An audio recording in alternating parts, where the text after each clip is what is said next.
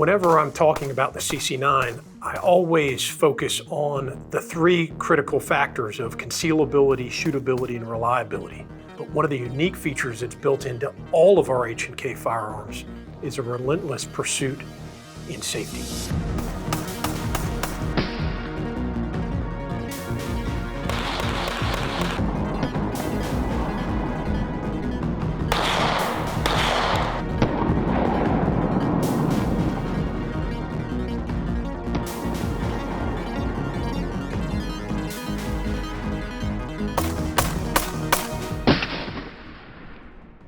When you're choosing a pistol for everyday carry, safety becomes even more important. So let's take a few moments to talk through the unique safety features in the CC9. And they're fourfold. We have a trigger safety, a disassembly safety, a firing pin safety, and a disconnector safety.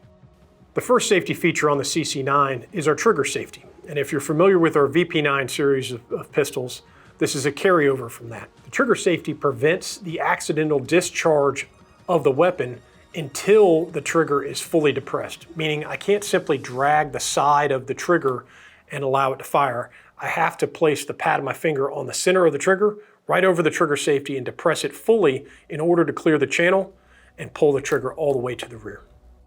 The next safety feature on the CC9 is our disassembly safety.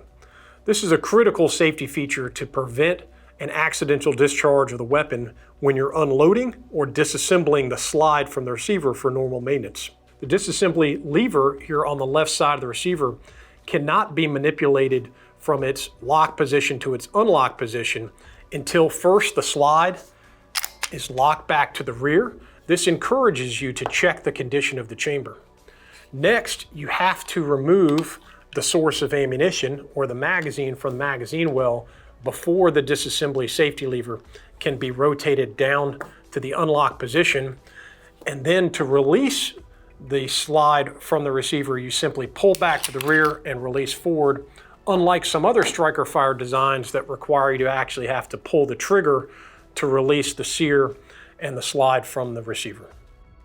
The next safety feature in the CC9 is seen inside the slide. If you flip it upside down, you'll notice that we have a firing pin safety, otherwise known as a drop safety.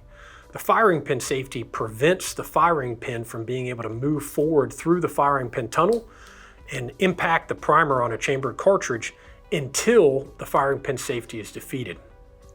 And it is defeated by the action of pulling the trigger and your disconnector bar coming up and pressing your firing pin safety up and out of the way, now clearing the channel for the firing pin to move forward. In other words, you can't simply have the gun go off just because you drop it, or if you shake it really hard. The firing pin safety blocks that forward movement of the firing pin. And our last safety feature on the CC9 is your disconnector safety. The disconnector safety is in place in order to prevent out of battery fire and the catastrophic damage that can occur. In normal firing of your pistol, you're going to notice as I pull the trigger, the sear actuator latch pushes back and drops the sear out of contact with the firing pin, allowing the firing pin to move forward. And this all happens if the weapon is fully in battery. But in the case where the slide is not fully in battery and that chambered cartridge is not properly supported, your disconnector safety, which you can see just above the grip panel here on the right side, is pushed down and out of contact because of its intercept notch here on the slide, and then drops the sear actuator latch out of position. Sear actuator latch still moves to the rear when I pull the trigger, but it no longer makes contact with the sear, thus it can't drop the sear and allow it to fire. So that's your disconnector safety. Thank you for tuning in. I hope that answers all your questions and that you have a more confident appreciation for the safety features built into your CC9 pistol.